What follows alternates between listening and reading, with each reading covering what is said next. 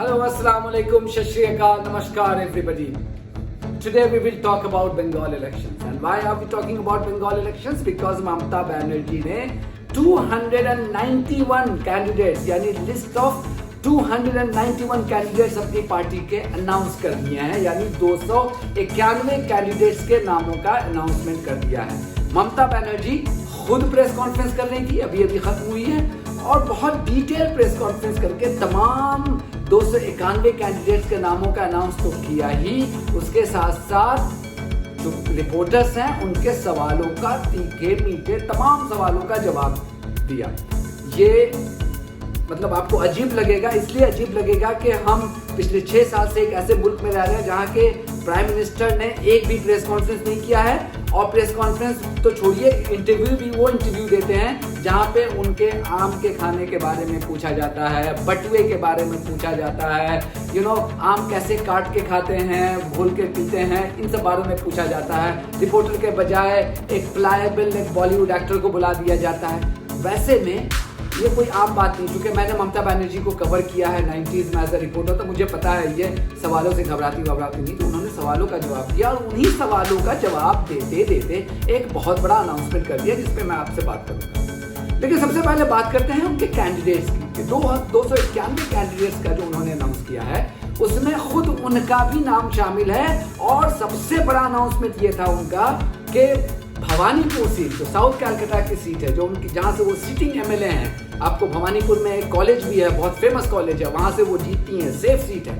उन्होंने कहा मैं नहीं लड़ूंगी यहाँ से, कह दिया मैं नहीं लड़ूंगी यहाँ से। कहाँ से लड़ेंगे? नंदीग्राम से। नंदीग्राम से, जहां शुभेंदु अधिकारी जो उनके एड थे, कैबिनेट मिनिस्टर थे, बहुत सीनियर तृणमूल के लीडर थे, उन्होंने कुछ महीनों पहले, आपको याद होगा, अमित शाह की प्रेजेंस में तृणमूल से नाता तोड़कर बीजेपी का दामन थाम लिया था। ममता बनर्जी ने कहा, उसी दिन कहा था कि मैं अगला इलेक्शन यहाँ से लड़ूंगी, तो लोगों को लगा कि ये पोस्चरिंग कर रही है। आज उन्होंने उस पर मोहर लगा दी, उन्होंने कहा मैं तो लड़ूंगी वहां से। मतलब ये ममता बनर्जी की फितरत का हिस्सा है, उन्होंने ऐसी ही पॉलिटिक्स खेली है, हमेशा फ्रंट फुट पे पॉलिटिक्स खेली है। आज से नहीं, जब ज्योति बासु इनविंसिबल लीडर होते थे, तब ये ममता, किसी को यकीन नहीं था कि ज्योति बासु की सरकार को या लेफ्ट फ्रंट की सरकार को कोई गिरा पाएगा। ममता बनर्जी ने ठान लिया। इसके लिए उन्होंने कांग्रेस से भी नाता तोड़ लिया। पहले कांग्रेस में होती थी, उनको लगा कि कांग्रेस एग्रेसिव पॉलिटिक्स नहीं कर रही है, तो उन्होंने कांग्रेस से नाता तोड़ करके तब बनाई थी तृणमूल कांग्रेस की पार्टी, और 2011 में उन्होंने लेफ्ट फ्रंट का खात्मा कर दिया था, और ऐसा खात्मा किया कि अब लेफ्ट फ्रंट वहां पे एक्सिस्टेंशियल क्राइसिस में है। यह है ममता बनर्जी की पॉलिटिक्स। तो मुझे जरा भी हैरत नहीं हुई कि उन्होंने एक सेफ सीट को, याद होगा कि प्राइम मिनिस्टर नरेंद्र मोदी भी 2014 में दो जगहों से लड़े थे। जब वो वाराणसी आए थे तो उन्होंने गुजरात की सीट को नहीं छोड़ा था, उनको भी डर था। और अभी ममता बनर्जी कह रही नहीं, करना है तो एक ही सीट से करना है, और ये आन की बात है, उसको हराना है तो हराना है। और उनका जो कैच फ्रेज अभी चल रहा है कि गेम इज ऑन, वो जो गेम इज ऑन का जो चल रहा है, उन्होंने आज वो कहा कि not only the game is on, हम गेम जीतेंगे भी यहाँ पे। तो ये जो है ये एक तो उनका एक बड़ा अनाउंसमेंट था। उन्होंने काफ़ी मुस्लिम कैंडिडेट्स को भी दिए सीट्स एलोकेट किए हैं, अबाउट लाइक क्लोज टू 50 जो है वो विमेन कैंडिडेट्स को भी दिए हैं। तो ये तो एक तमाम चीज़ें हैं। लेकिन जो सबसे बड़ा अनाउंसमेंट है, एक अनाउंसमेंट तो ये था कि उन्होंने अपनी सेफ सीट को ये कर दिया, लेकिन उससे भी बड़ा अनाउंसमेंट जो मेरी नज़र में वो ये था कि ममता बनर्जी ने ये कहा कि उन्हें ईवीएम फ्रॉड का एहसास है, और इसके लिए उन्होंने फुल प्रूफ कार्रवाई कर रखी है। रिपोर्टर ने आखिर में ये पूछा था कि क्या आप इलेक्शन कमीशन से ये जिद करेंगे कि वीवीपैट के जो पर्चे होते हैं और ईवीएम के जो वोट्स होती हैं, क्या उसकी 100% मैच के लिए आप इंसिस्ट करेंगे? तो उन्होंने कहा कि लोग, हमने 2 लेटर तो भेजा हुआ है इलेक्शन कमीशन को, हमने उनको ये भी कह दिया है कि आप बीजेपी के इशारों पर मत खेलिए, आप जनता के इशारे पर खेलिए, लेकिन वो नहीं मान रहे हैं। तो अब हमने, सुनिएगा गौर से, ये अब हमने 150 से 200 साबिक यानी कि फॉर्मर आईएएस ऑफिसर्स और सिविल सर्वेंट्स की टीम तैयार की है, और उन्होंने इस पे एक फुल प्रूफ कार्रवाई कर रखी है। और उन्होंने ये टॉन्ट करते हुए कहा कि अब वो दिन गए जब बीजेपी वाले उन्होंने ये कहा कि ठप्पा लगाएंगे। ठप्पा से मुराद जब वो इलेक्शन फ्रॉड को पहले कहते थे ना बूथ कैप्चरिंग का, तो वो ठप्पा लगाना, उनका वो दिन गए, हमने तमाम कार्रवाई कर रखी है।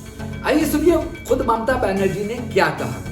इसमें वो कुछ जोक भी कर रही हैं, किसी ने पूछा कि आप 120 कर रही हैं और मोदी जो है, नहीं, उन्होंने ये कहा कि मोदी जी यहाँ पे 20 इलेक्शन रैली करने वाले हैं, तो उन्होंने कहा कि मोदी जी को कहो कि अगर हिम्मत है तो मेरे 120 इलेक्शन रैली का मुकाबला करें। फिर उन्होंने हेल्थ की बात की कि कटाक्ष करते हुए कि अपोजिशन लीडरों को ऊपर वाला ताकत दे, मोटा बना दे, उनको सेहत दे, ये सब, ये खैर ये तो उनका अपना तरीका था। लेकिन जो उन्होंने इंपॉर्टेंट बात ईवीएम फ्रॉड पे कही है वो सुनिएगा। तो 20 करेगा तो हमारा साथ 120 करना बोलो।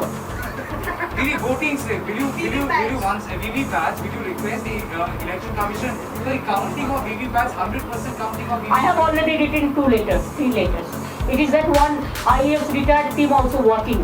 They are very strong team. I think more than 150, 200 people are working there also. They are also extending their cooperation to us. We have set up all the mechanisms. This time it is not that easy. The BJP party office will give the instruction and there will be mass chappa. No, not that. It is we want in real sense. It is not the election of Trump. We want election free and fair for democracy.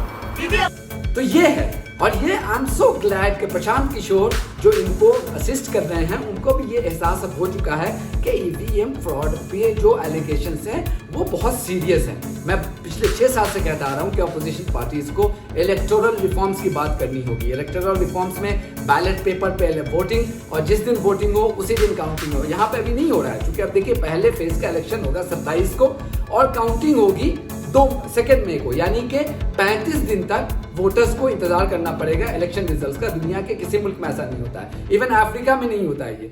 India, आप समझ जाइए कि कितना किस हद तक मतलब हम दलदल में हम गिरते जा रहे हैं और किसी को एहसास नहीं है इस चीज़ का। इस पे जो ट्रांसपेरेंसी है, जो इसकी जो रिलायबिलिटी है, उस पर बहुत बड़ा सवाल उठता है। तो कम से कम ममता बनर्जी को इसका एहसास है और इस पे उन्होंने अपनी कार्रवाई कर रखी है। अब देखिए इसका कितना फायदा होगा ये तो आने वाला वक्त बताएगा, लेकिन ये बहुत बड़ा अनाउंसमेंट है कि उन्होंने 200 लोगों की, और mostly IAS officers, x IAS officer, जिनमें मेरा जो सोर्सेज का ये कहना है कि बहुत सारे लोग ऐसे हैं जो इलेक्शन कमीशन में काम कर चुके हैं, जो इलेक्शन ड्यूटी पे काम कर चुके हैं, उन लोगों को भी इन्होंने हायर किया है। तो ये बहुत बड़ी बात है।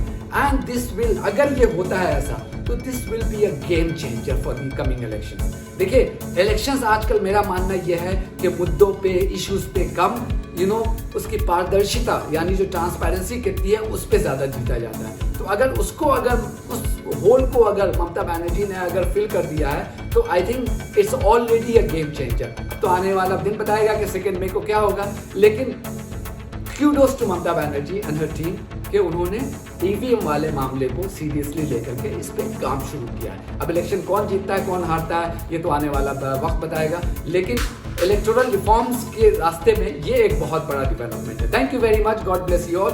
Please like, subscribe to our video, like and share our video and subscribe to our channel and stay safe. God bless you all.